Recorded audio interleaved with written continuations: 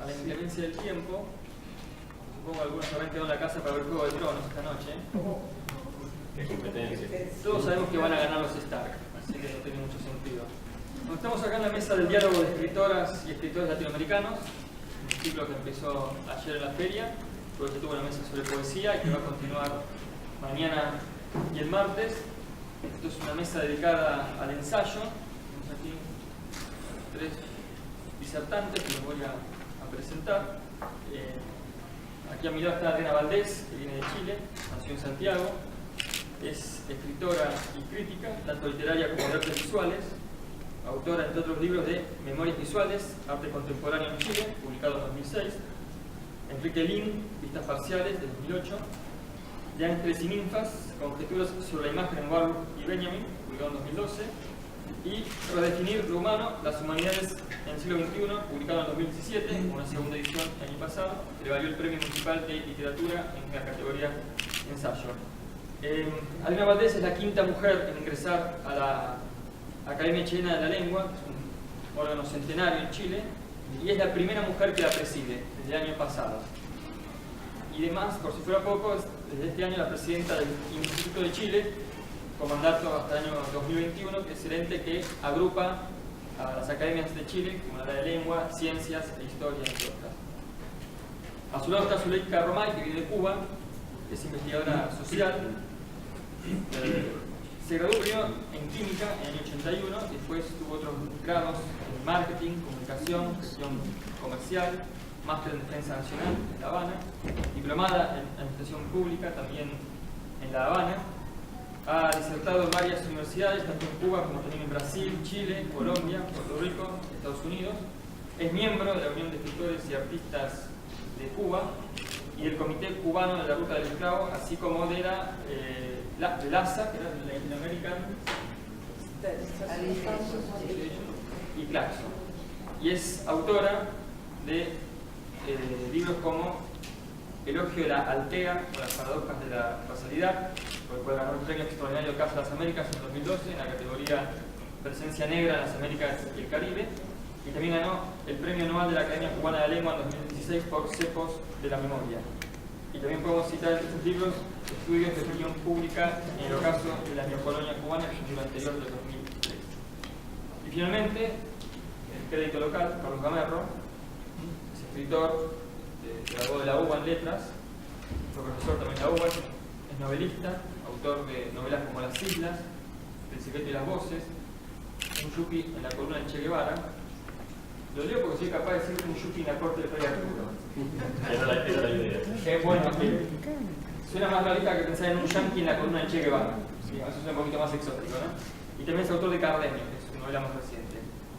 Y, digamos, también tiene en su obra ensayística libros como el que dedicó al Ulises de Joyce, que es Ulises Claves de Lectura, Ficciones Barrocas, El Nacimiento de la Literatura Argentina y el libro que le valió el premio de la Feria del Libro 2015, libro que seguramente será nombrado de forma recurrente en esta mesa, que es Facundo o Martín Fierro.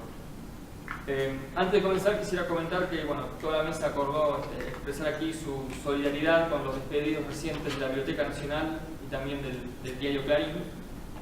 Somos todos trabajadores de la cultura es un trabajo, necesita trabajadores y si se resiente el ámbito laboral, digamos que eso afecta la calidad.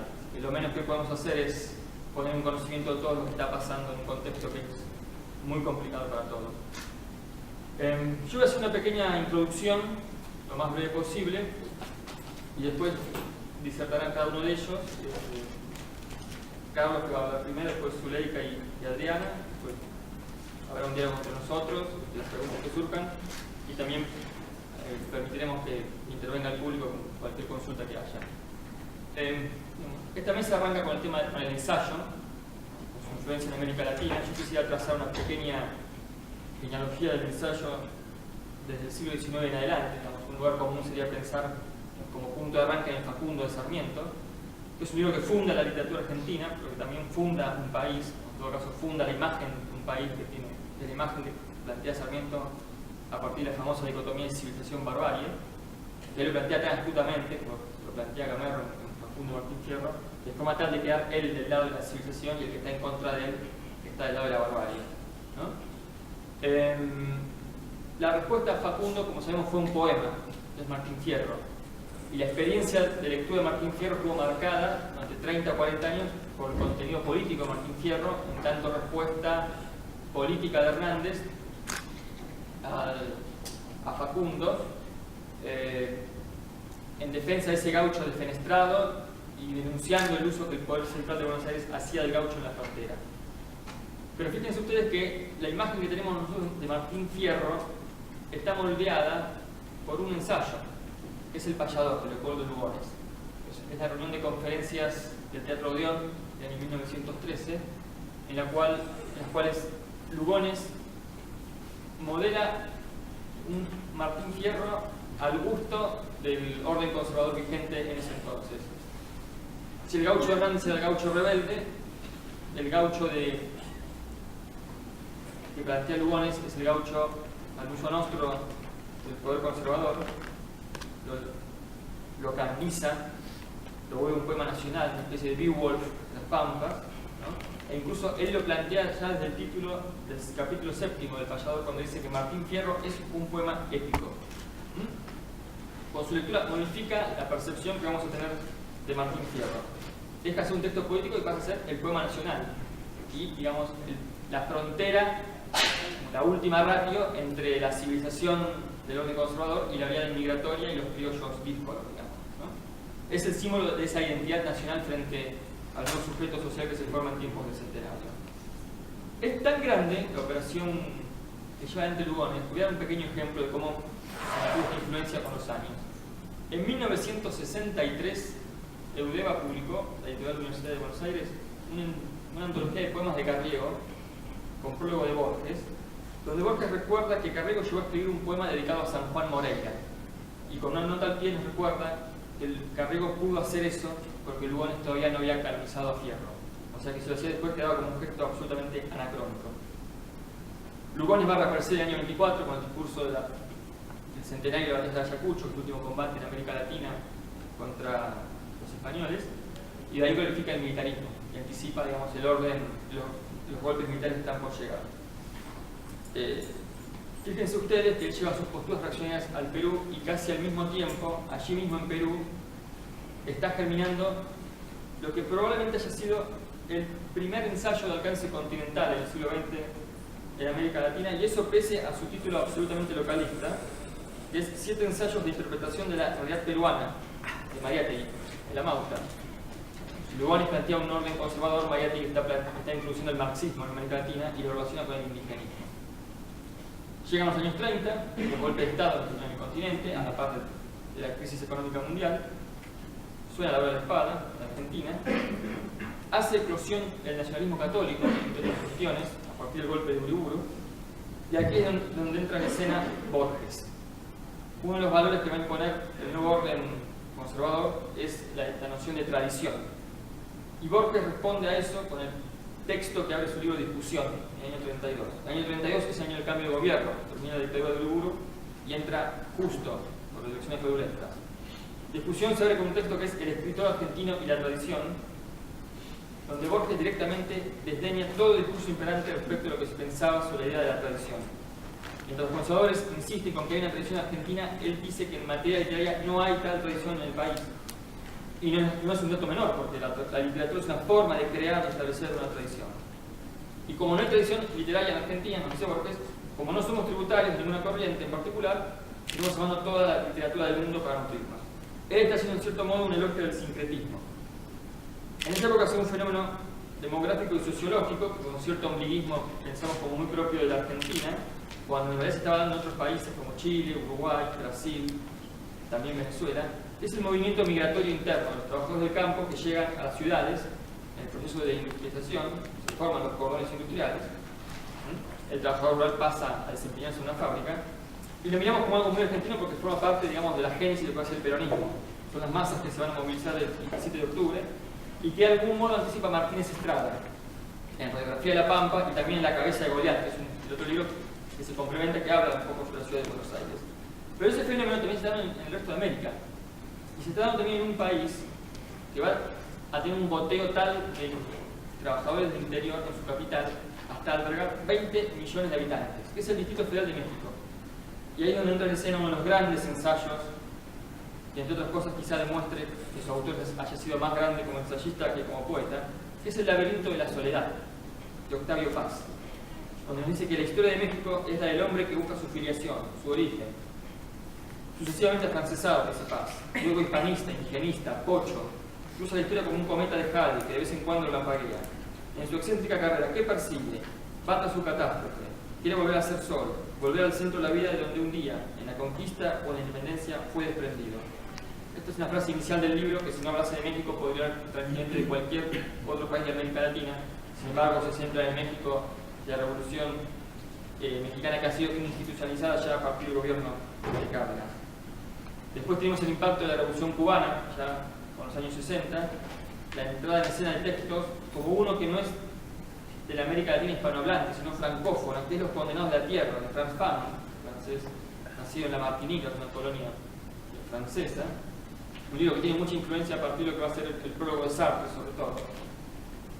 Y después tenemos como hitos, si se quiere, Las venas abiertas de América Latina, de Galeano, un libro del año 71, publicado al calor de la Revolución Cubana, y también de la explosión de movimientos como Tupamaros y Montoneros, y la experiencia en ese momento de la Unidad Popular en Chile, y que tiene una experiencia de lectura que se modifica con los años, pese a lo que habló del libro, porque hoy lo leemos a partir de lo que es la edición definitiva del año 78, con un epílogo que describe en el exilio Galeano en Barcelona, dando cuenta del auge de las dictaduras y del terrorismo de Estado. Voy a cerrar citando otro libro, me voy al comienzo del siglo XX, después explico por qué retrocedo hasta 1902, que es Los sertones, de Euclides de Acuña, publicado en Brasil. Es una especie de híbrido entre ensayo, crónica periodística.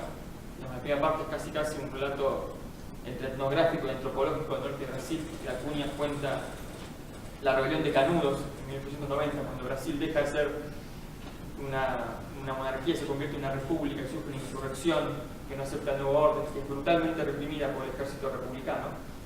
Y es un libro cuya experiencia actual también se modifica con los años, dentro y fuera de Brasil. No es lo mismo la experiencia de leer Los sertones en 1902, independientemente de la postura con que se aborda el libro, que es un libro muy crítico de la represión del Estado republicano. No es lo mismo leerlo en 1930, cuando Brasil cae en dictadura y aparece la columna de Luis Carlos Prestes en el diario de Brasil. Y su lectura es totalmente distinta en los años 60, cuando Carlos Marighella publica el mini manual del guerrillero urbano. Y por supuesto, la lectura del libro se modifica en los años 70, con el auge de las dictaduras y la erupción del terrorismo de Estado. Y justamente ese es el momento en que un escritor del boom lo va a releer, que curiosamente el boom entre sus grandes autores no produce ensayos, por lo menos entre sus autores canónicos, y ese autor que justamente está virando de posiciones progresistas hacia el conservadurismo va a hacer la relectura de Los sertones en forma novela, que es Vargas Llosa, en La guerra del fin del mundo. No me extiendo más, habría muchos casos más para citar. Hay ensayos que se siguen produciendo, que se seguirán haciendo. El ensayo es una manera de pensar la realidad. Y bueno, acá tenemos tres personas que piensan a través del ensayo y que vienen acá a compartir sus ideas, así que procedemos a escuchar. Decidido mis compañeras de mesa. Y yo acato. Se escucha muy fuerte. A ver, ahí estoy buscando la distancia óptima. Bueno, buenas tardes. Gracias a todos por estar acá. Gracias a la Fundación por esta invitación. Y Juan Pablo por tu introducción.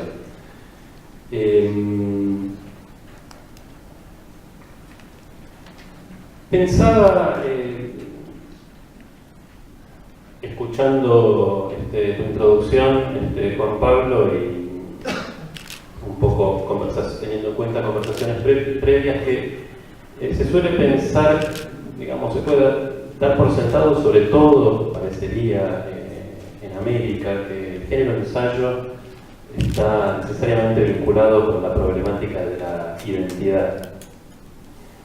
Y me puse a pensar por qué, y lo primero que se me ocurrió es que, bueno, el ensayo también tiene su propio problema de identidad. Porque ¿qué es exactamente un ensayo? ¿Qué lo caracteriza? ¿Cuáles son, digamos,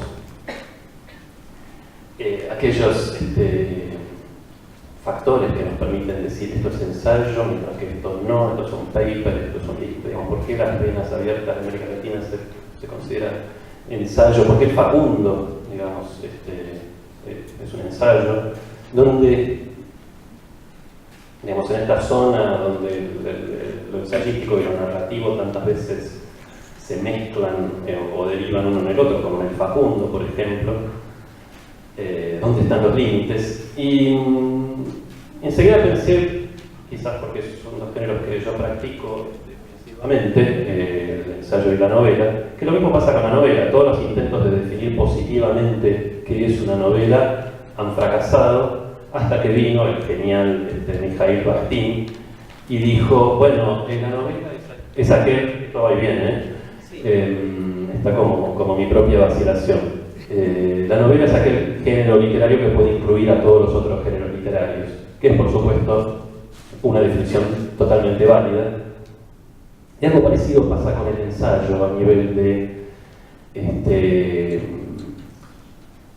ya no de lo narrativo como en la novela, sino de lo deliberativo. El ensayo parecería ser aquel género deliberativo, de elaboración de ideas que puede incluir a todos los otros.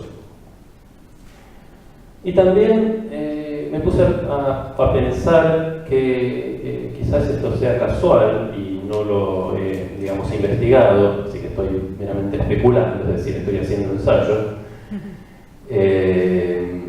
Que el ensayo y la novela nacen más o menos contemporáneamente. Si pensamos que una primera novela puede ser El Lazarillo de Tormes hacia 1550, y el ensayo como género plenamente plasmado, definido y como modelo de género, se podría decir, no se podría discutir, pero muchos podrían estar de acuerdo que aparece con los ensayos de Michel de Montaigne, ¿no? Que estamos hablando de 1570, 1592, y que el desarrollo del género y su despliegue, que después seguirá por lo menos en las letras inglesas, con Francis Bacon hacia fines del siglo XVI, principios del XVII, coincide con el desarrollo y la ocupación, digamos, cada vez mayor del espacio discursivo literario de la novela. Y en ese sentido, no debe ser casual que, como era evidente en la introducción de Juan Pablo y también en lo que voy a hablar ahora enseguida, se dé diálogo tan fácil entre los géneros narrativos o incluso de ficción, ¿no? La novela, el teatro y el ensayo. Creo que esta es una de sus grandes ventajas. Un paper, de alguna manera, un artículo puede ser sobre una novela, un cuento, una obra de teatro, pero no está en un mismo plano discursivo y no encontramos novelas que surjan de papers de la misma manera que hay papers que surgen de novelas. En cambio, esto sí ocurre de manera muy potente con el ensayo. Cuando hablo hago una breve aclaración, cuando hablaba de la identidad, la relación entre el ensayo y esta cosa complicada que todavía estamos discutiendo, elaborando y tratando de crear, que es la identidad de estos países nuevos, países híbridos de Latinoamérica, no tenemos que pensar únicamente en términos de Latinoamérica, también para América del Norte, los ensayos de Ralph Waldo Emerson son fundamentales. Algo que sucede con mucha literatura, buena literatura, tanto narrativa, ensayística, como otros géneros, es que muchas ideas, muchos valores, muchos hábitos, muchas acciones que uno piensa que corresponden a un determinado país, que vienen de su vida o de su mundo vital, como ciertos valores de los estadounidenses, ciertas características que asociamos con el American Way of Life. De repente uno lee los ensayos de Emerson y dice, lo sacaron de acá. Otra vez había un ensayista. Y esto es un poco, aunque no voy a hablar inmediatamente por lo menos de esto, una de las tesis o la tesis fundamental de mi libro Facundo Martín Fierro, digamos, con el subtítulo Los libros que inventaron la Argentina, que la literatura, y por supuesto en literatura incluyo el género de ensayo, tiene un carácter no solo diagnóstico, de reflejo de la realidad, sino constructivo, creativo de la realidad, que lo que leemos en los libros, y muchas veces en los buenos ensayos, después coincide con la realidad porque hacemos que coincida con la realidad, decidimos que nuestra realidad va a ser como ese ensayo, como todavía supuestamente estamos tratando de hacer en la Argentina en relación al Facundo. El ejemplo, de todos modos, que como para que todo esto no sea muy abstracto, que me parecía interesante, una pequeña historia de diálogos entre ensayos y otros géneros, sobre todo, digamos, apuntando, no en únicamente un contexto latinoamericano, sino apuntando a él. Empieza con uno de los ensayos más conocidos de Montaigne sobre los caníbales, un ensayo de 1580, que me interesa sobre todo porque sería la contraparte de pensar el ensayo como un género donde los americanos intentan definir su identidad, porque justamente si hay algo que sucede cuando se descubre América, es que los europeos tienen que repensar su identidad, y uno de los géneros donde lo hacen es el ensayo.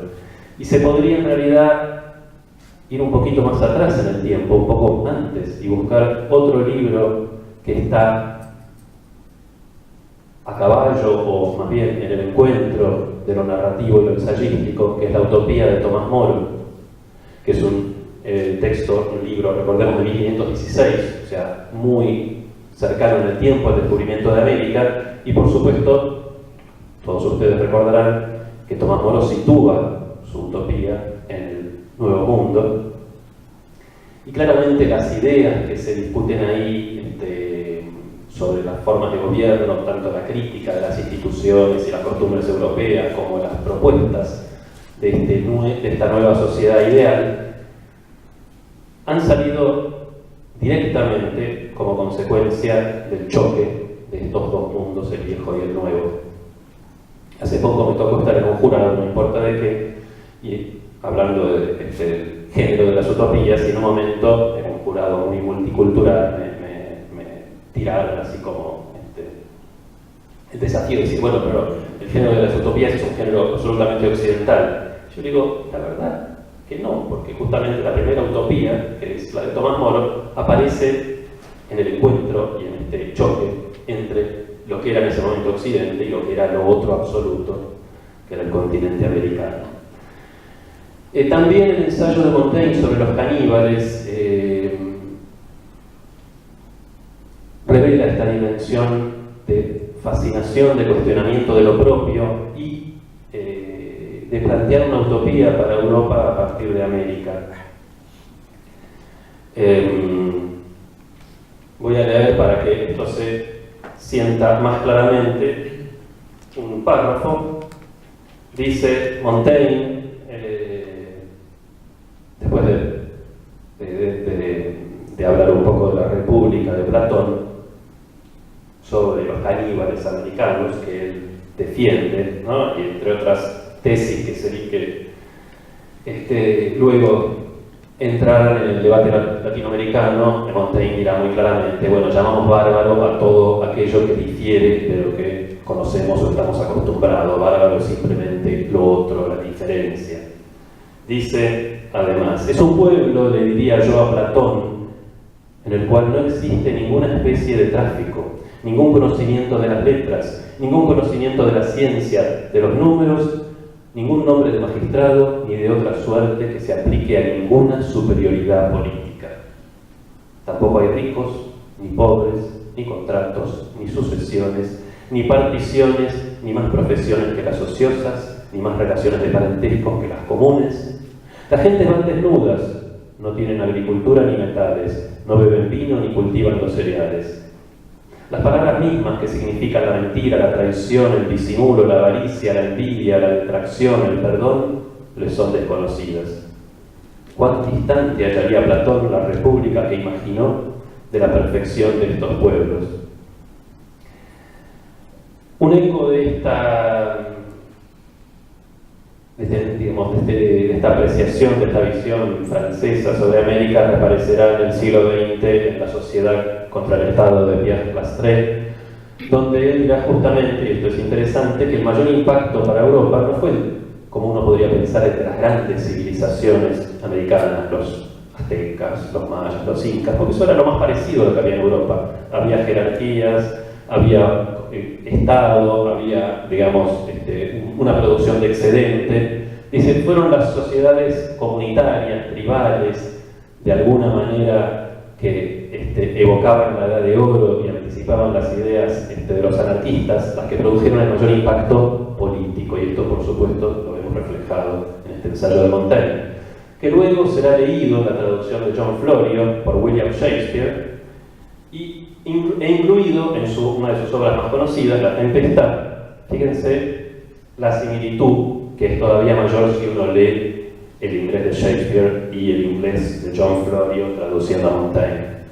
En mi república, dice el personaje de Gonzalo, dispondría todas las cosas al revés de cómo se estilan, porque no admitiría comercio alguno ni nombre de magistrado, no se conocerían las letras, nada de ricos, pobres y uso de servidumbre, nada de contratos, sucesiones, límites, áreas de tierra, cultivos, viñedos, no había metal, trigo, vino ni aceite, no más ocupaciones. Todos, absolutamente todos los hombres estarían ociosos y las mujeres también, que serían castas y puras, nada de soberanía.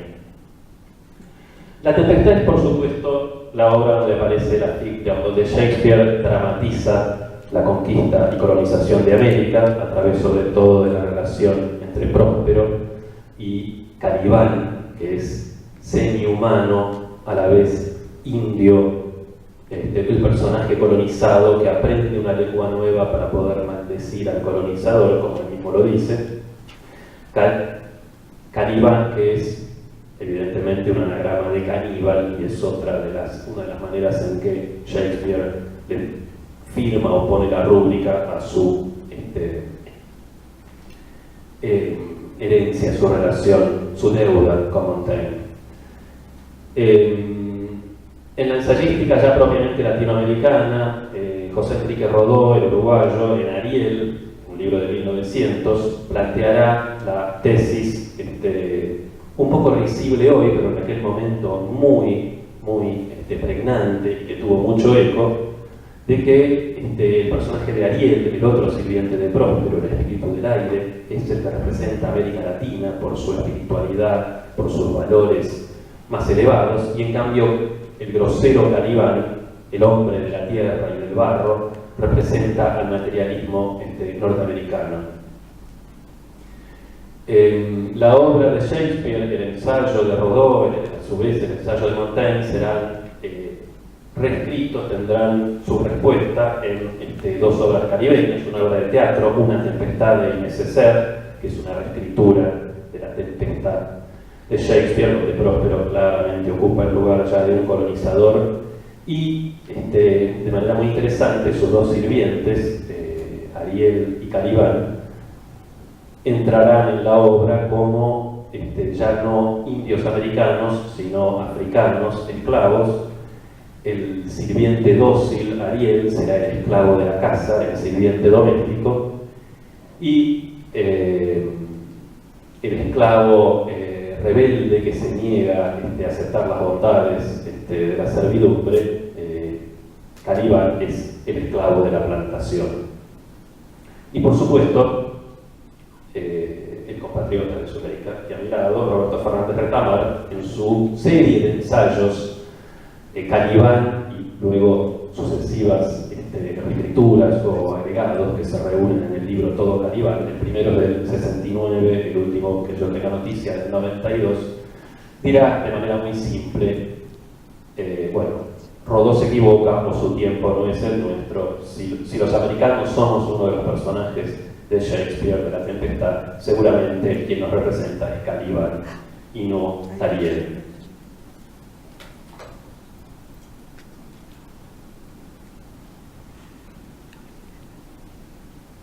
En todo esto, entonces, me interesaba, poco para cerrar y puntualizar, recalcar que quizás lo que muchos consideran la debilidad del ensayo, su indefinición, su vacilación, esta cosa amorfa y proteica, es al mismo tiempo su fuerza, y lo convierte en un instrumento, en un lugar, quizás en un territorio muy adecuado para tratar también problemas de identidades vacilantes, amorfas, no del todo formadas. No es casual que ensayo se haya convertido en locus discursivo para la problemática de la identidad y del encuentro, de la problemática que surge de los encuentros. Y recalco que me parece que no tenemos que, o no deberíamos pensar esta cuestión en relación a los ensayos de América sin advertir que al mismo tiempo Europa, en su encuentro con América, está respondiendo de manera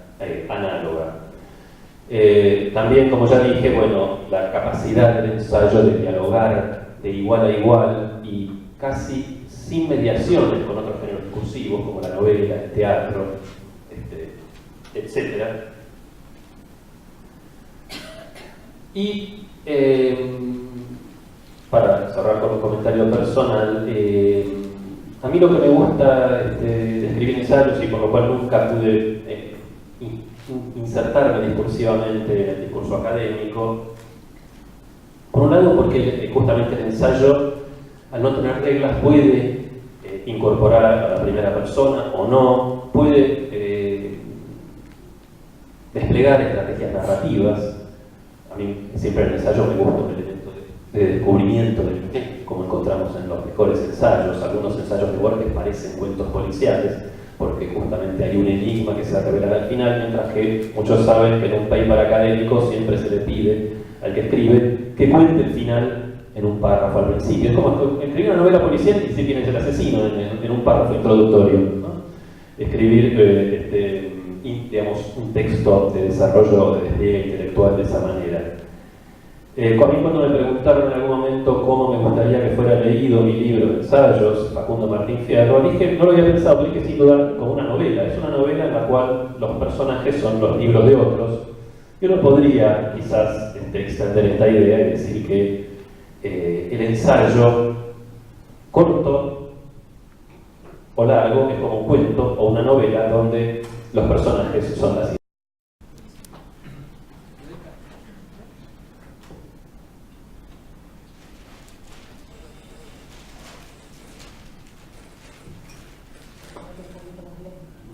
A ver si me asusto menos que tú con el micrófono. Bueno, buenas noches. Estoy muy agradecida de que me hayan invitado a la feria, sobre todo para hablar de un tema tan inacible, tan complicado, que genera tantos disensos como es el ensayo y los caminos o las rutas que han seguido en nuestra América en los últimos años. A mí me gusta mucho, la traje copiada, una definición que da Camila Enríquez Ureña, cuya huella intelectual y pedagógica en Cuba todavía es muy profunda.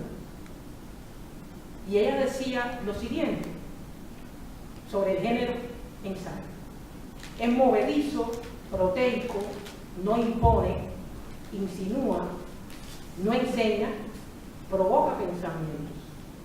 Su movimiento es fluctuante, incierto, arranca sin saber a ciencia cierta a dónde irá. Nos deja presenciar el nacimiento de una idea en el espíritu del autor, la cual, como una mariposa, mueve al principio lentamente las alas indecisas y luego, fortalecida, se lanza al espacio dominadora. Bueno, un ensayo más o menos esto. Una discusión, un debate que primero tú emprendes contigo misma y que, insatisfecha con el resultado de esa discusión, decides socializar con los demás. Y por eso es tan integrador, y por eso un ensayo puede empezar a escribirse como una novela, o como un poema, o como cualquier otro de los géneros literarios en los cuales el pensamiento de la especie humana se propaga. Yo creo que la identidad y el ensayo no solo tienen unas analogías, unas cercanías en el orden formal, en su misma naturaleza compleja y un poco etérea, sino que también este tema de la identidad, particularmente en América Latina y el Caribe, tiene que buscar aquellos géneros en los cuales nuestra complejidad humana pueda expresarse con la menor cantidad posible de limitaciones y de ataduras. Quizás por eso, de todos nuestros géneros literarios, que hay que decir que el tema de la identidad es una constante en nuestra literatura, desde su surgimiento hasta lo que salió de las imprentas ayer mismo, pero el ensayo ha sido privilegiado con estos contenidos precisamente porque se aviene perfectamente a la naturaleza compleja, diversa, mestiza, caótica de nuestras experiencias como comunidades nacionales. Nosotros somos el resultado de la más caótica y diversa mezcla de los más amorosos encontronazos genéticos y culturales que se han dado en los últimos 500 años. Y cuando uno dice resultado, pues bueno, habría que evaluar si somos un resultado, en el sentido conclusivo que este vocablo tiene, que es lo que obtuvimos al final. Precisamente el no ser, el ser nuestras identidades siempre algo en discusión, en ser nuestras identidades algo siempre en movimiento, siempre sujeto al cuestionamiento, a la sospecha, a la reconstrucción, a la reelaboración, es que hemos tenido en estas repúblicas de las letras tan grandes ensayistas y tan grandes textos, algunos incluso muy mal comprendidos. Pues fíjate, en la novela casi siempre los personajes más agradables y más rechazados coinciden en la opinión de los lectores. Pasa lo mismo más o menos en el teatro. Los villanos están más claros, los héroes, los antihéroes, la gente puede hacer incluso juicios literarios sin ser especialistas en el asunto. Lo hacen a la salida de la función. El ensayo es un poquito más complicado. Uno puede de un mismo texto tener tantas lecturas como lectores y puede un mismo texto causar una gama muy diversa de impresiones en las personas que acceden al texto. Hay ensayos incluso que la gente no se los lee y que a partir de él se acuñan frases, proverbios. Yo he escuchado personas caracterizar los conflictos, los problemas que tienen las comunidades intelectuales de nuestros países como los rollos de la ciudad letrada, y nunca se han leído a Gerrama, posiblemente no sepan ni quién es, pero es algo que a la gente le gusta y le parece que expresa muy sintéticamente la manera de caracterizar a un grupo de personas. Y hay también quien emplea la figura, el personaje, la metáfora de Calibán para hablar de ese rebelde indócil que al final trata y siempre está pensando en subvertir la relación que tiene con quienes lo dominan, y tampoco han leído a Roberto Fernández Retamar, pero saben, interpretan perfectamente en qué tipo de símbolo se ha convertido Calibán. Yo creo que el ensayo, si tiene esa virtud, tiene la posibilidad de reproducirse socialmente, tiene la posibilidad de extenderse, incluso adoptando formas y adoptando significaciones que no están para nada en el texto original. Y un tema como la identidad se presta perfectamente para todo ese tipo de manipulaciones, reconstrucciones y reinterpretaciones. En Cuba, sin embargo, el tema de la identidad no estuvo abordado en su inicio desde el ensayo. Cuba fue la última de las colonias de España, la más preciada cuando empezó la colonización española en las Américas, porque era la que tenía el puerto donde se podían reunir las flotas que venían de saquear y de robarse las riquezas de los pobladores originarios, recalar allí, repararse los barcos, habituallarse y partir en composición de flota, tratando de protegerse en camino de regreso a Europa de los ataques de piratas y corsarios. Por lo tanto, Cuba desde el principio fue muy valiosa por eso, y al final fue muy valiosa porque fue lo único que le quedaba a España, con posibilidades para explotar y todavía poder sacar algún dinero. Y muchas veces a lo largo de esos primeros años, la mayor preocupación de la comunidad intelectual de la isla era cómo demostrar que no somos España, cómo subvertir esta condición de provincia española que nos han asignado. Y por eso los primeros textos en los que desde la isla se trata de construir esa identidad, de elaborar un discurso sobre esa identidad, son los textos de los historiadores. En un formato, en un tipo de trama discursiva muy parecida a lo que hoy llamaríamos una monografía, porque eran unos textos muy descriptivos, bastante planos, desde el punto de vista formativo. En aquella época se llamaban tratados. Y las primeras personas que en la isla de Cuba tratan de discurrir, de discernir sobre esa identidad, lo están haciendo desde un discurso que dice: nosotros tenemos una historia propia, la historia nuestra no es la historia de España. Habría entonces que quizás distinguir en el desarrollo del ensayo como género en Cuba, que es de lo que mejor puedo hablar, porque además yo me expreso a través del ensayo, pero no ejerzo crítica literaria sobre el ensayo. Por tanto, manejar las herramientas de estos compañeros que me acompañan es algo a lo que no me voy ni a atrever. Pero sí me gustaría un poco explicar por dónde ha transitado el ensayo cubano desde que esos primeros intentos fueron realizados por los historiadores. Hay ese primer momento, hay un segundo momento todavía en la etapa colonial en que ya hay unos modos de expresión, unos modos de construir el discurso literario que son un poquitico más complejos, que son un poquitico más experimentales, tienen que ver a veces con un tipo de texto periodístico que es muy reflexivo, es el que uno encuentra, por ejemplo, en los textos del presbítero Félix Varela en El Habanero, es lo que uno encuentra muchas veces en los textos que escribía el liberal José Antonio Saco, criticando la manera en que la corona española tenía implementada en Cuba el sistema de esclavitud. Porque José Antonio Saco fue un intelectual con una cultura muy hispanizante, con una proyección bastante racista, pero también con una capacidad de análisis de la realidad y con una racionalidad en esa dotada cabeza del pensamiento moderno cubano, que le estaba diciendo: tenemos que convencer a España de que hay que terminar con la trata y de que hay que abolir gradualmente la esclavitud.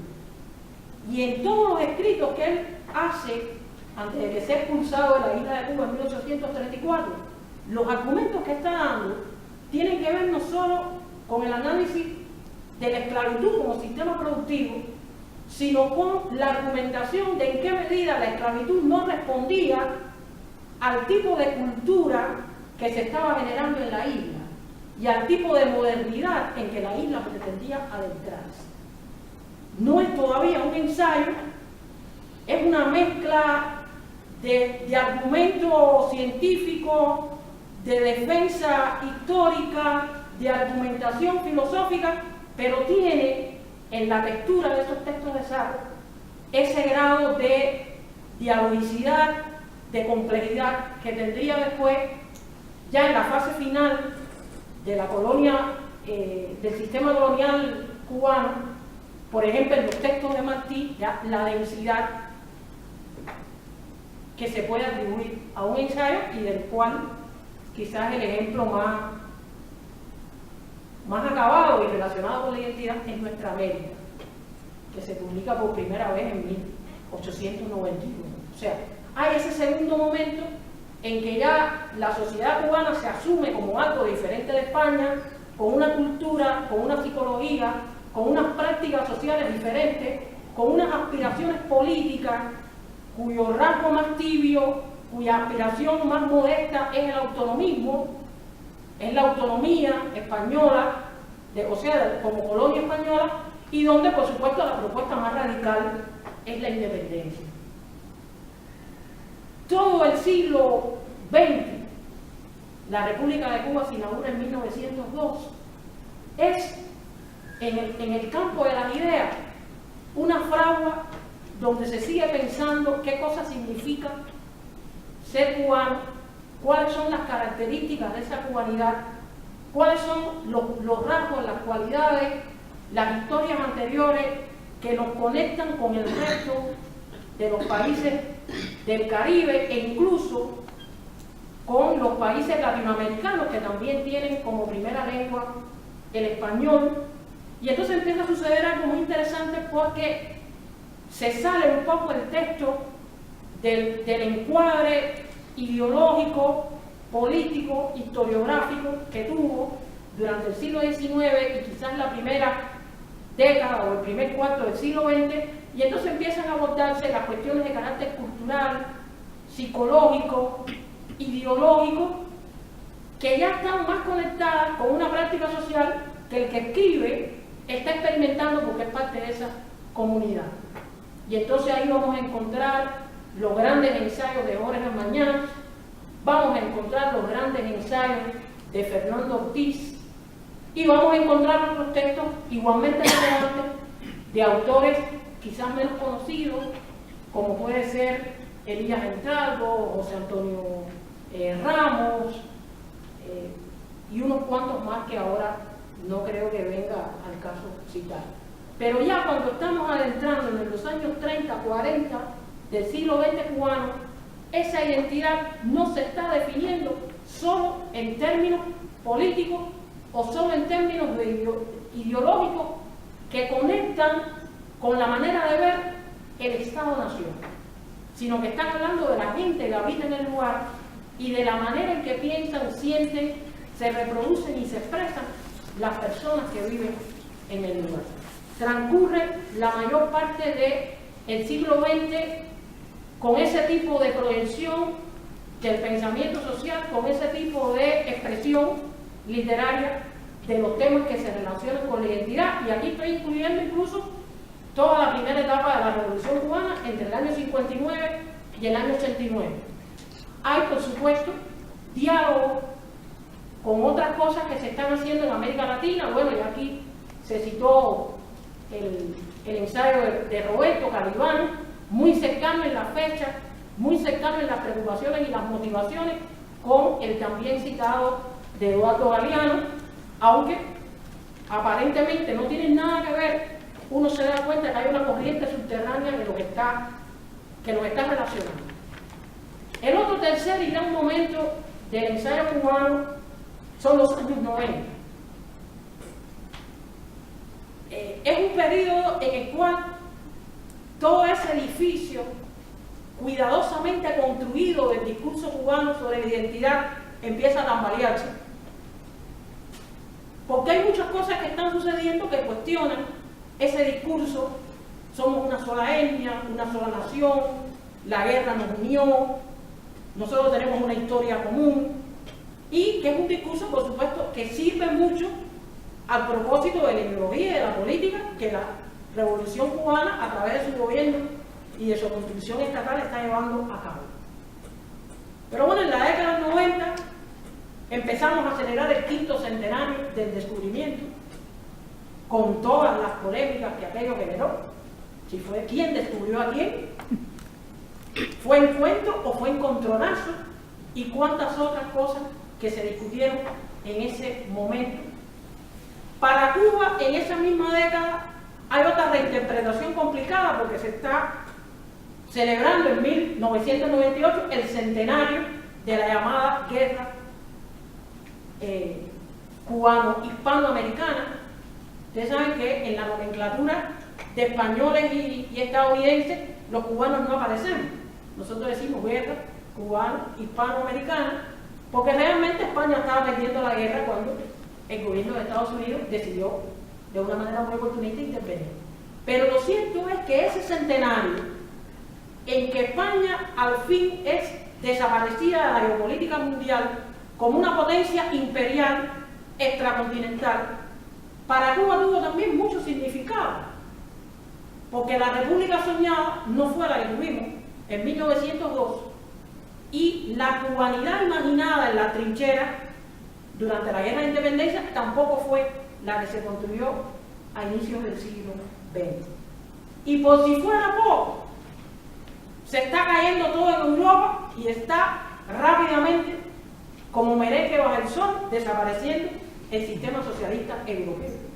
Por tanto, eran muchas las maneras en que nuestra construcción de la identidad estaba siendo puesta a prueba y estaba siendo cuestionada por una realidad que no era la realidad del momento, que era la realidad de una historia en la que fueron pasando cosas y condicionándose esa manera de nosotros de pensar los cubanos. A mí me parece que esa fue una etapa que cambió de modo bastante radical la manera de pensar y escribir el ensayo en Cuba, por los temas, por los estilos, por las demandas y reflexiones del discurso, por las aspiraciones de ese ensayo que empezó a desbordar el propósito académico de difundir y enseñar para interpelar a la política y para interpelar a las prácticas sociales legitimadas hasta el momento. De allá para acá, yo creo que el ensayo cubano ha seguido manteniendo esa vocación historiográfica, antropológica, culturológica, pero se han incorporado a él, yo creo que el resto de las disciplinas de las ciencias sociales. Nosotros hemos tenido una academia de ciencias sociales bastante ortodoxa, bastante positivista, y solo en los últimos 10, 15 años uno empieza a ver con mucha alegría que se van resquebrajando los límites de las disciplinas, que esos diques van cayendo y que se está elaborando, se está produciendo y se está publicando un tipo de ensayo más retador, más problematizador, más al tanto de los conflictos que tiene una sociedad como la cubana, donde casi todo transcurre de una manera siempre un poco subsumida, un poco sutil, un poco encubierta.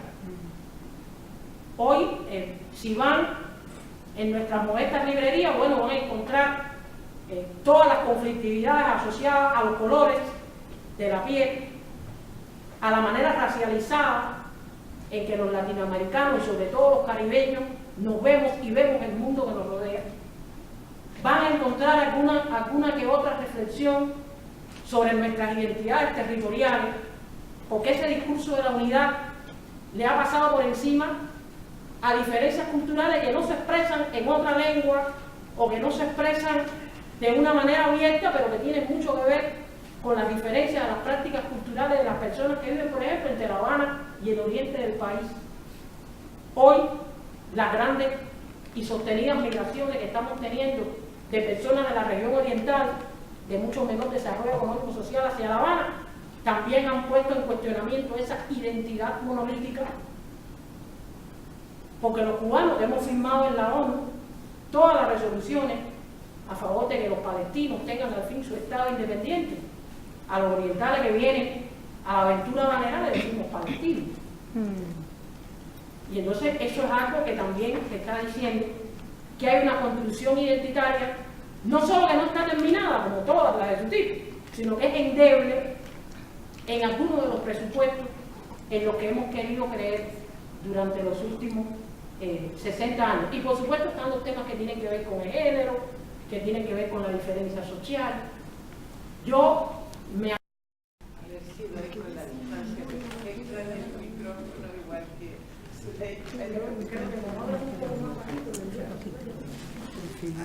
fue interesante.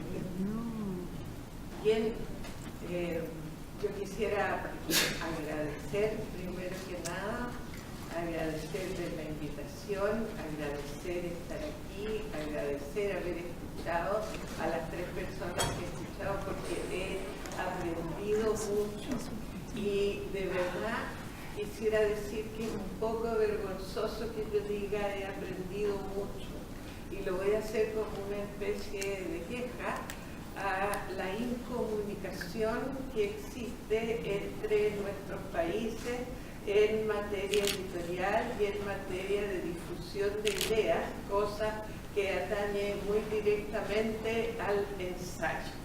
Entonces, en ese sentido, gracias, porque el encuentro, digamos, a veces hasta las extrañezas que se producen, las zonas que se van iluminando no son las habituales para mí. Y por eso de nuevo, gracias. Y quisiera también recordar, primero que nada, por qué inventé las pequeñas palabras que voy a decirles ahora. Las inventé recordando las palabras de Rita Segato al iniciarse esta feria. Ella hizo caer muchas reflexiones en un cierto lugar, ¿verdad? Provocó un entusiasmo de reconocimiento. Es decir, las cosas que ella dijo, muy probablemente algunas no eran para todos nuevas, sí para todos eran extremadamente sentidas y gratas. Para mí tenía mucho que ver con el tema de esta mesa. Ella habló de desobediencia, habló de espejos, de control, de juicio moral, de colonialidades, sobre todo actuales. Y contra eso, y especialmente es eso lo que me interesa destacar en la mesa, es la capacidad de seguir una ruta autorial. Esas son palabras. Y tal cual, no abdicar del ensayo, no perder ese estilo ante las exigencias de las universidades que hablan en inglés o francés. Es decir, no contemos el final del chiste en el abstract, como nos decía nuestro ponente, ¿verdad?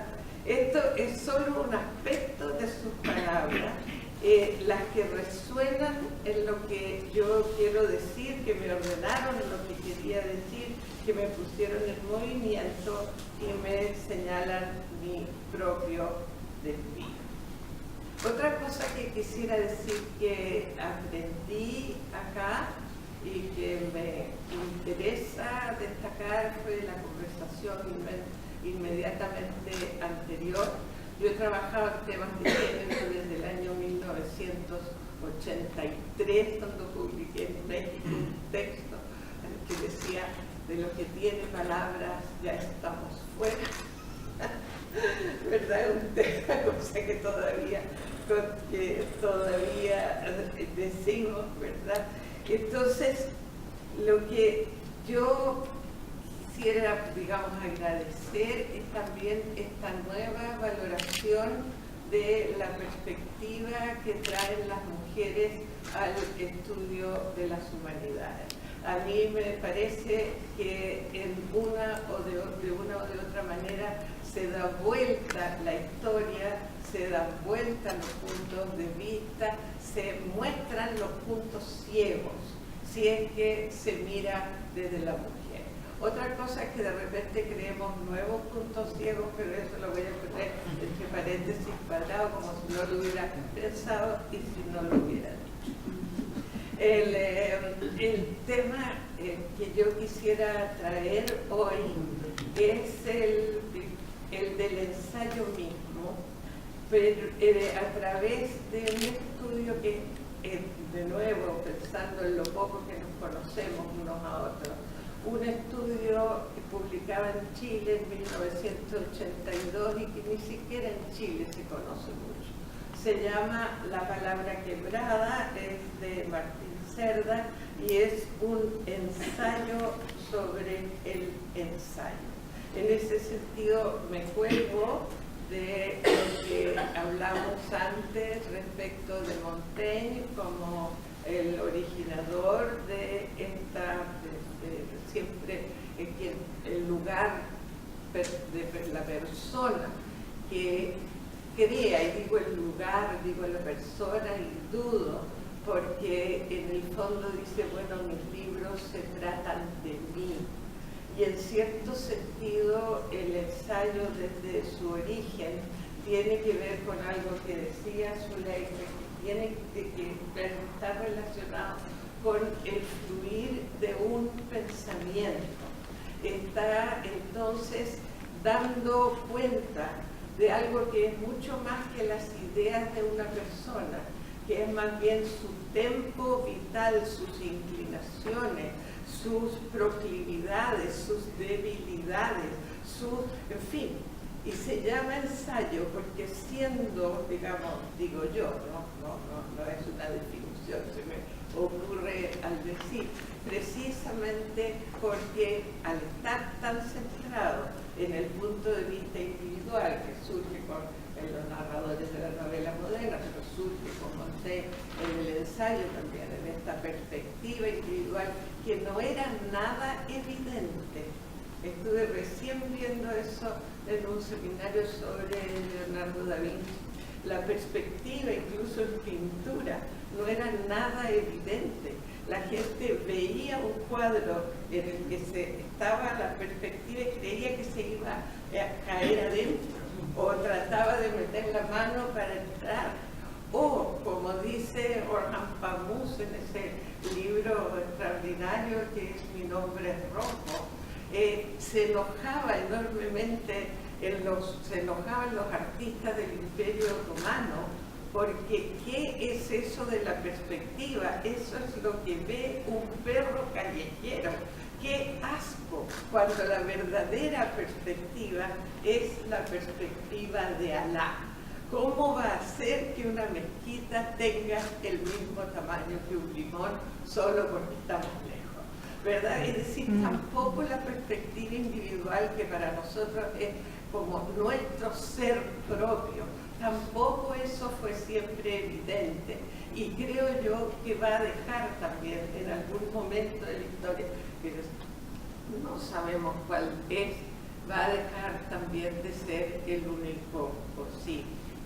Pero quisiera destacar este librito, como unos pocos párrafos sobre este librito de Martín Cerda, porque él está hablando del ensayo por oposición a la doxa, y en ese sentido también conecta mucho con lo que dijo Rita Segato.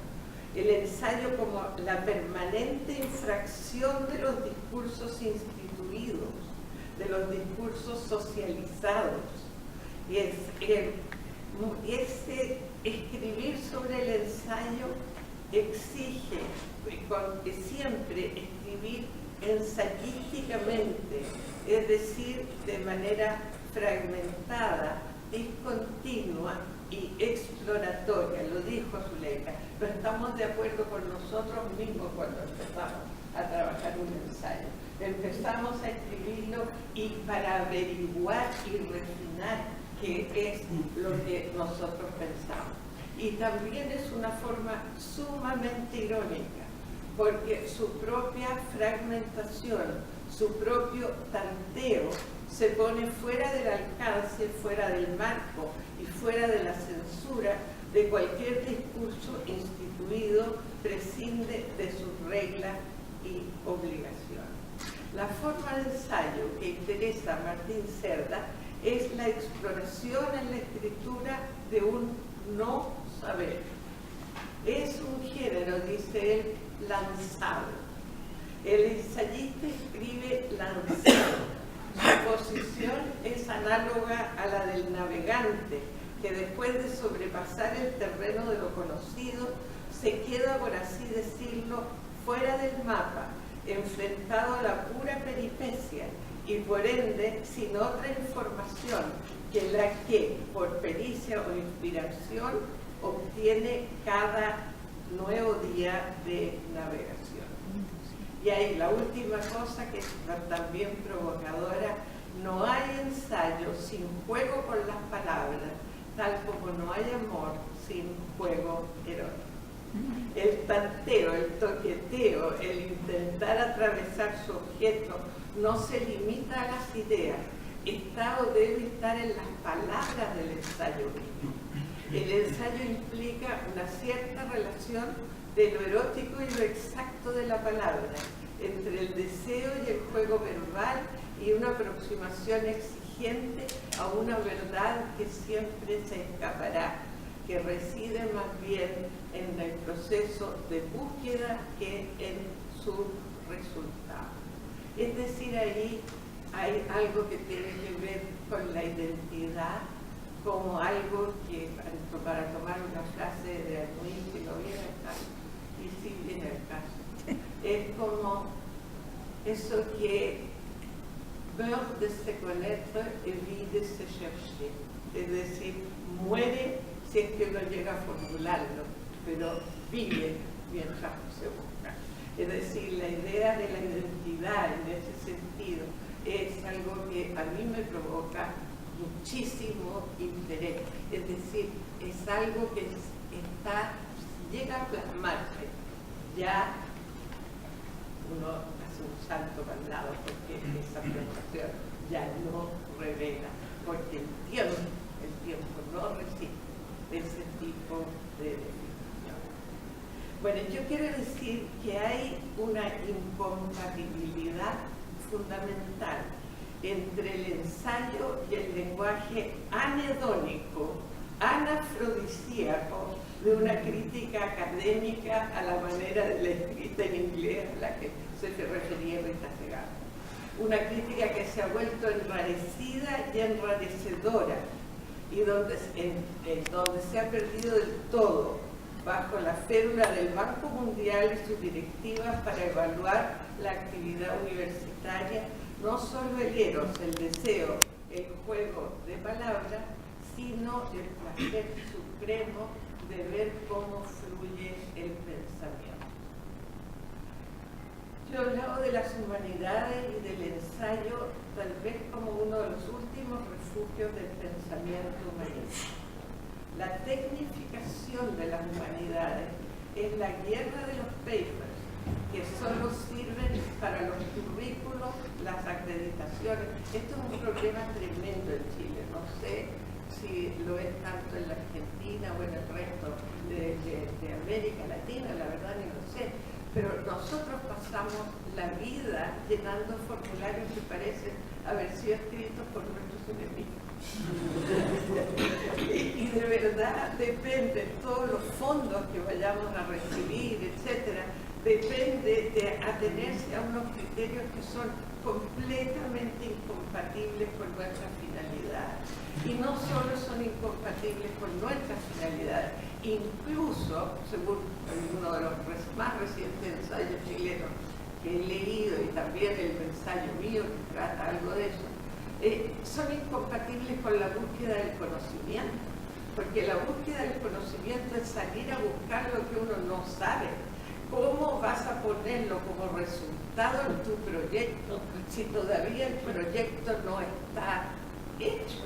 Es decir, es una cosa que es de una ridiculez tan patente y de una violencia tan feroz hacia lo que es el pensamiento, que uno no puede menos que defender esta forma tan sutil de lo autorial, de lo del ensayo, el dejarse llevar hacia el desvío, el dejar fluir y mirar cómo fluye un pensamiento. Yo no, respecto del ensayo en Chile, bueno, yo había algo que quería decir respecto del ensayo de la identidad. El tema del ensayo y de la identidad me resulta resbaloso. Borges terminó de expresar esta incomodidad como con esas frases que ustedes conocen mejor que yo sobre ser argentino. Dice algo así como: ser argentino o es una fatalidad o es una máscara.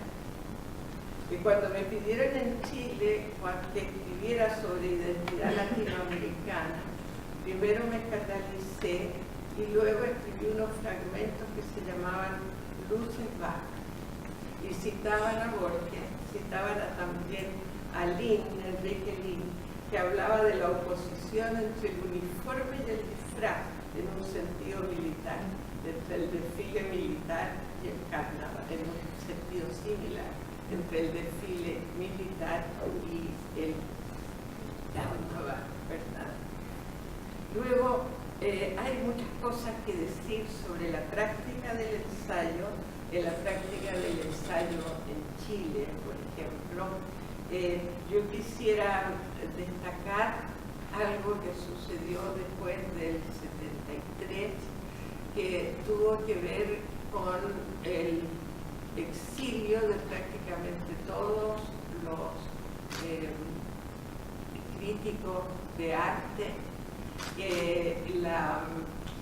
el surgimiento de un nuevo forma de arte conceptual que tampoco eran demasiado útiles los conocimientos de la historia, digamos, que eran propios de los teóricos del arte anterior, y cómo surgieron entre los escritores los nuevos críticos de arte, a puros. Esa es una experiencia muy interesante. De eso hay muchas cosas publicadas que creo yo que pueden ser, digamos, no voy a extenderme, es muy largo. Después está como parte vigente en el ensayo chileno el trabajo de alguien como Sonia Montesino, que nos habla del mestizaje y que nos habla de los guachos, ¿no? Es decir, de un continente, del continente mestizo y de estos padres ausentes, de los cuales también hablaba Octavio Paz. Hay un viraje muy fuerte hacia una crónica que tiene aires de ensayo. Es decir, se hace una crónica de un acontecimiento, Roberto Merino, estoy pensando esos nombres, y esa crónica a su vez tiene la ductilidad literaria y la relación con las ideas, aunque sea encubierta a través de la anécdota, que uno relaciona con el ensayo.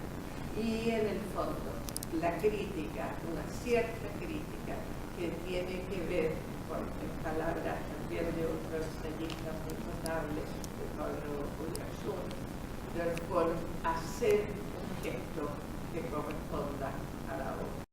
Entender mucho más, me imagino que ustedes están fatigados, no sé, pero agradezco.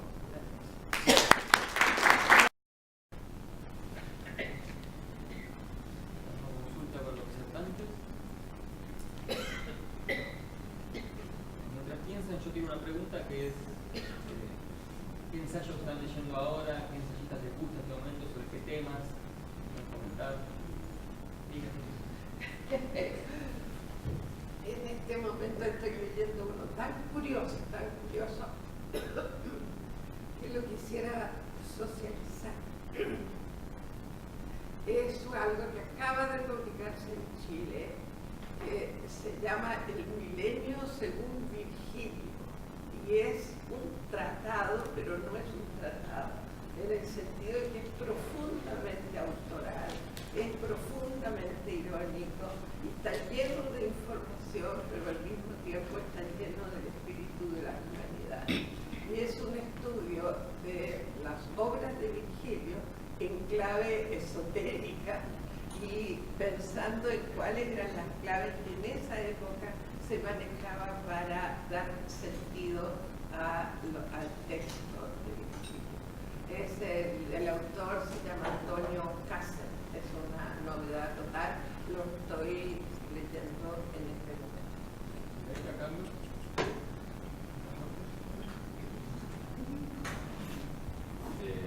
Yo aprovecho la pregunta para agregar un texto a la serie que conté brevemente en mi exposición, que es Calibán y la bruja, de Silvia Federici, que donde también, digamos, ahora ya de una perspectiva feminista, pero se vuelve a la figura de Calibán y a su madre, que es la excluida de todos los otros textos, la bruja, Sicórax, para plantear una relación entre el desarrollo del capitalismo y la caza de brujas en Europa y América, ¿no? Donde de alguna manera lo que yo venía planteando se refuerza todavía más.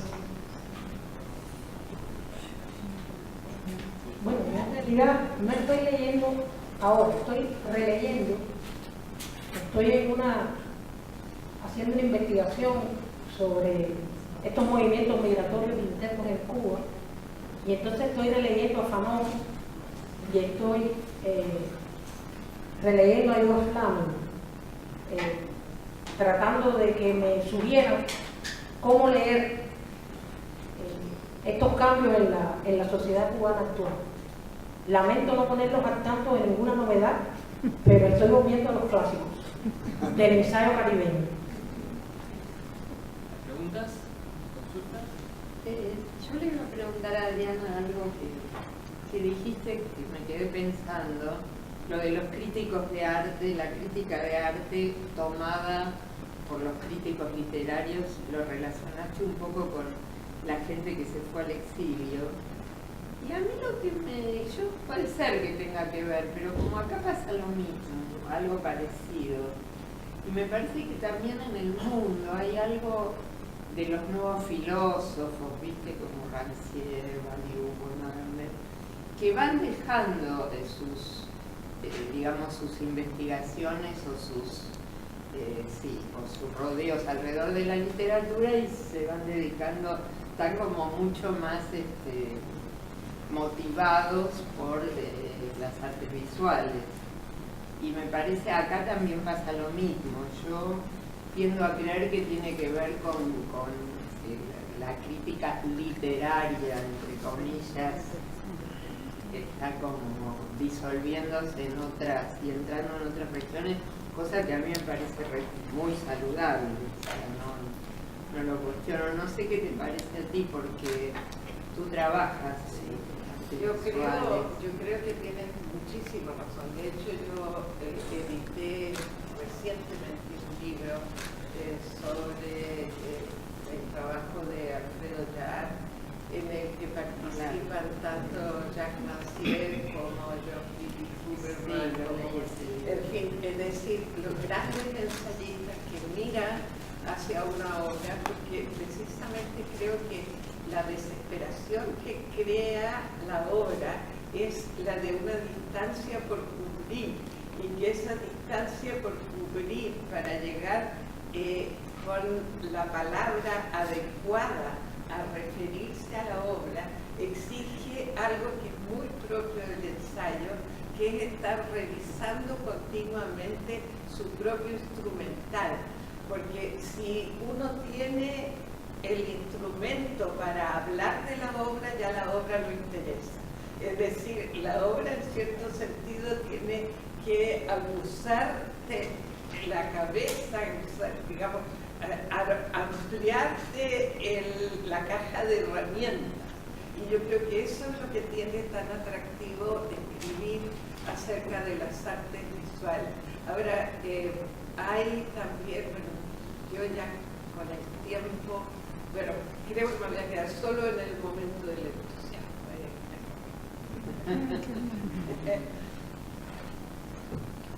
Sí, me estaba pensando cuando vos, Carlos, comentabas sobre el tema de los conflictos de límites entre el ensayo y algunos géneros. Yo pensaba en los autores, los novelistas, que me da la sensación de que al modo practicaron el ensayo para el formato de la novela, lo digo así muy brevemente, Marechal en Buenos Aires y Carlos Fuentes, en novelas como La Región más transparente, más que nada, que tienen que ver además justamente con el tema de la identidad, todas sus reflexiones noveladas, ¿no? Es algo que son novelas que de algún modo son como la puesta en el género novelístico de reflexiones sobre la identidad. No es que tenga que ver con eso, quería mencionar. Sí, digamos, yo así como decía hace un rato que, digamos, uno de mis últimos libros de ensayo, no el último, pero sí el que tuvo más repercusión, Facundo Martín Fierro, lo pensé como una novela, y yo dije que fuera leído como una novela, me faltó decir que yo lo escribí como una novela, es decir, no es una colección de ensayos o de textos que yo hubiera escrito antes, sino que empecé por el primer ensayo, que era el primer capítulo, y fui escribiendo el libro progresivamente para que se desarrollaran, digamos, las ideas y los personajes que eran los libros de otros para interactuando. Y de la misma manera, si me permitís, sigo la autorreferencia más que hablar de Fuentes o Marechal, cuento lo que me pasa a mí con la narrativa. Ahora, por ejemplo, estoy trabajando en una novela que a mí por lo menos me resulta bastante compleja, deja de escribir, que tiene como su punto de partida una historia real, una familia de Cheltenham, es decir, lo que conocemos habitualmente como Onas, de Tierra del Fuego, que a fines del siglo XIX fueron capturados y llevados a París y exhibidos en una jaula en la Exposición Universal, ahí al pie de la Tour Eiffel. Y, digamos, de alguna manera me di cuenta que estoy escribiendo una especie de largo ensayo sobre ese fenómeno, digamos, que fue una instancia puntual de una, digamos, moda, una práctica que era la de los zoológicos humanos y, digamos, tiene que ver con toda una serie de procesos del nacimiento de la antropología, de las exposiciones universales, del colonialismo. Y lo que pasa es que encararlo como ensayo me resultaba inabarcable porque no iba a poder sostener el yo a lo largo de todas esas miradas, porque tuve que reconstruir París a fin de siglo, la vida de este pueblo que no había tenido ningún contacto con el blanco hasta 1885 más o menos, y que de golpe estaban siendo devastados y diezmados y encerrados en las misiones católicas de los salesianos. El sistema de las misiones salesianas, que se crea por ensayo y error, más por error que por ensayo, sin duda, en Tierra del Fuego para alojar a esta gente que no había tenido ningún proceso de aculturación, como si habían tenido, por ejemplo, los araucanos.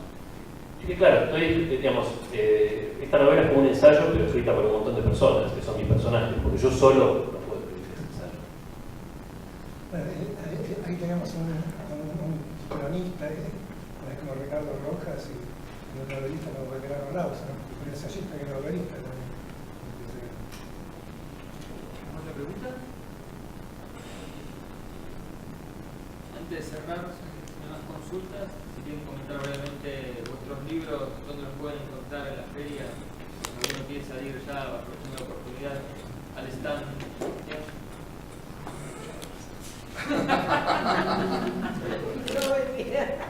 Este está en el stand de Chile.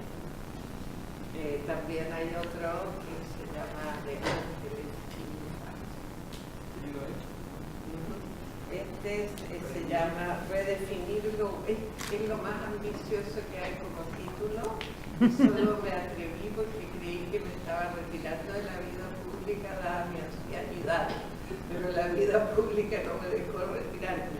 En ese sentido es mucho más franco y mucho más ensayístico y más peleador que cualquier otro de los libros. Y además se atreve con un tema que yo pienso que casi nadie se podía atrever desde el mundo académico porque iba a ser descalificado por sus pares al hablar tan en general. Es decir, como bien dice Juan Viloro, en el mundo académico el prestigio nos lo da saber cada vez más sobre cada vez menos. Y por lo tanto no nos atrevemos con un tema como las humanidades y yo pensé que podría ser el caso del siglo. Sí. El título se llama Redefinir lo humano, las humanidades del siglo XXI, nada menos y en muy pocas páginas. Bueno, en el stand de la Secretaría de Mendoza va a estar este libro, El odio de la aldea o las paradojas de la racialidad. Es una reflexión sobre la pervivencia y la capacidad de reproducción de los estereotipos raciales y del racismo en una sociedad con vocación tan equitativa e igualitaria como la cubana.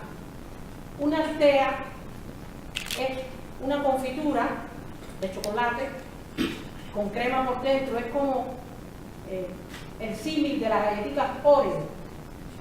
Y ese era el apodo que me decían mis condiscípulos cuando yo era adolescente. Me gustaba leer, me gustaba ir al teatro, ir al ballet, ir a las exposiciones, y entonces ellos me elogiaban diciendo que yo era negra por fuera y blanca por dentro. En una época en que decíamos que habíamos erradicado el racismo en Cuba. Pero lo más interesante es que a esa edad, a mí aquello me gustaba, yo me sentía una negra especial, verdaderamente extraordinaria. Con el tiempo fue que me di cuenta que el elogio no era tal y que lo que me estaban diciendo es que las personas negras no eran como yo. Y entonces, bueno, el procesamiento de todo aquello es este libro. ¿Cómo le repetís?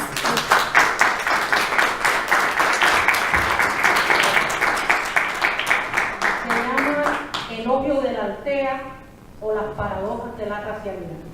Y para terminar, Carlos, tus libros donde podemos encontrar aquí en las ferias. Bueno, yo nunca encuentro nada en la feria, pero ni siquiera a veces mis propios libros, pero bueno, están un poco desperdigados. Editorial Edasa tiene las novelas, Persona tiene los cuentos, algún ensayo y las traducciones de Shakespeare. Y después Editorial Excursiones tiene una edición muy linda del nacimiento de la literatura argentina, una reedición. Y después Sudamericana y Eterna Cadencia, creo que... Uno Martín Fierro Brando. Sí, por eso Sudamericana están en Barrocas en Eterno. en Eterna, junto con Borges y los clásicos. Así que bueno, tienen para buscar en distintos lugares. Creo que hemos pasado una hermosa velada, contradiciendo a Groucho Marx, ha sido esta velada, así que les agradecemos a todos.